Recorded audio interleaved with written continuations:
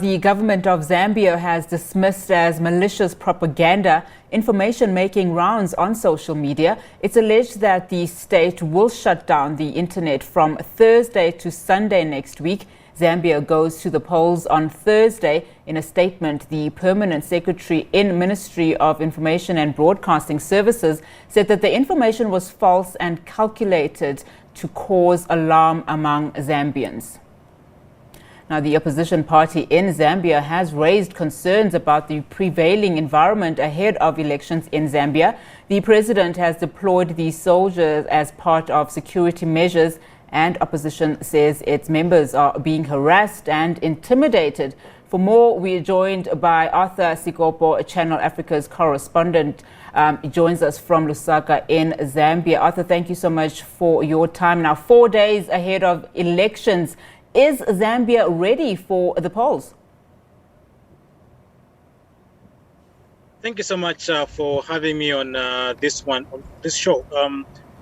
Yes, 4 days before the elections, and what we can see on the ground is that the country is getting ready, and I think is ready now to have this election. And of course, this election is much anticipated, mainly by two main political parties, that is the governing Patriotic Front and of course the United Party for National Development, which is the leading opposition political party. There are 16 presidential contenders in this particular race, and but the two are outstanding. So currently the country is preparing for this election, and what is obtaining on the ground, I think, is that people are ready to go and cast their vote on Thursday. Now, we understand that the government has deployed soldiers ahead of the elections. Are there any security challenges?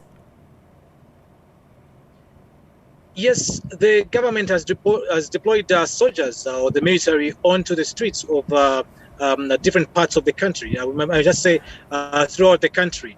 This is because of some unrest that were being experienced in different parts of the country, and these were quite sporadic. So the president thought of instituting that measure to just have the military on the streets, and that has, of course, been received well by others. But of course, some critics have said that that is not a good move, as it is meant to intimidate voters, and more especially those that support the opposition political parties in the country. But for the governing party, they are okay with it. And of course, some political parties are okay with it, but others, of course, are arguing against it and saying that it will create a very bad a situation for the country, in that some people may be afraid to go out to go and vote. Maybe in some rural areas where education hasn't been so good. Some people would think that those soldiers are there to intimidate them, and they will maybe probably choose not to go and vote. So those are the sentiments coming out from the ground as the military is on the streets. Yeah, in fact, talking about just that harassment, the opposition has raised concerns about the preparations and the harassment of its supporters. Has this changed as we count down to the elections? I mean, also we're hearing of the shutdown of the internet from Thursday to Sunday. What are you hearing? Yes, so what is happening? Yes, we have heard of those sentiments that the governing party, the Patriotic Front, of course, or maybe we may say maybe the government may shut down the internet on these particular days for them to carry out what is known as rigging or vote rigging. We've heard those concerns coming from people, and more especially, it has been circulating very much online. But we saw government through the permanent secretary, who is sort of the acting chief government spokesperson, disputing those allegations that the government will shut down the internet just to aid the governing party to win this election, or so that the opposition political parties may not have chance to obviously tabulate their election votes or their votes during the election in a way that they want to. So that has been disputed. Of course, it has been going around the internet, but it has been disputed by the government. Now, we are in the middle of a pandemic worldwide, so let's talk about COVID-19. What has been the impact of COVID-19 on campaigns, and are there any international observers that are monitoring elections at the moment?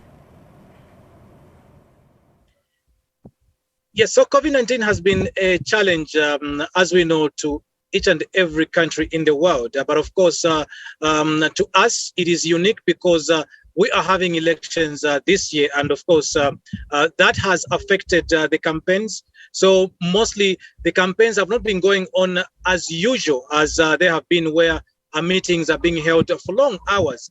So what has been happening is that these political parties will just be making movements in different parts of the country, mainly just in their cars, campaigning from their cars as they are moving, and of course distributing face masks. And of course this campaign is more of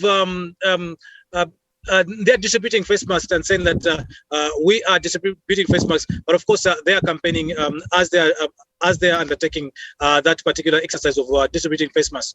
And people have not been to these much rallies. Of course, we see the governing party having probably an upper hand in terms of holding these public meetings. But of course, the opposition has been complaining that the governing party is being allowed to hold these meetings, whilst them are only allowed to have road shows. So those are some of the concerns coming out from the opposition political parties in the country. And as we head to this particular date for elections, the campaigns, of course, are still going on. They will stop 18 hours before the vote. So, but with regards to COVID-19, there are certain instances where COVID-19 guidelines are being observed, but there are other situations where they are not literally being observed in terms of the COVID-19 protocols. Arthur, how are ordinary citizens doing and feeling during this time?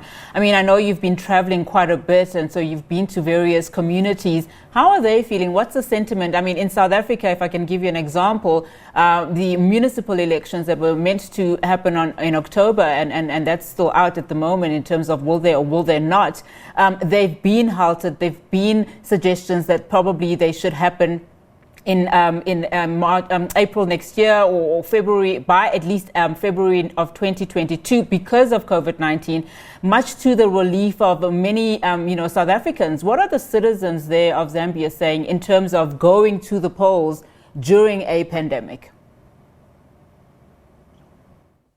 Well, from citizens, I think they haven't raised concerns as much. In fact, what is happening in the country is that almost everyone is eager to go and vote. Those from the governing party and those that are supporting the governing party, the Patriotic Front, and of course those that are supporting the opposition political parties, the rest 15 political parties, 14 political parties that are contesting. So most of the people are anticipating this election and are gearing up for this election. I think there hasn't been so much concerns to say maybe we move this election to a later date. And even moving this election to a later date, it is very difficult because this particular date has been enshrined in the Zambian constitution to say every second Thursday of August after 5 years. An election is supposed to be held. So it would have been taken maybe a lot of time to move this election forward, just to look at maybe COVID-19 cases going down. So it is very difficult to change this particular decision. So elections just have to go on, and many people are anticipating this election. Of course, they're very much ready to go and vote. All right, Arthur, thank you so much for your time this afternoon. That's where we have to leave our interview. Arthur Sikopo, a journalist and Channel Africa correspondent, there speaking about those oncoming elections in Zambia.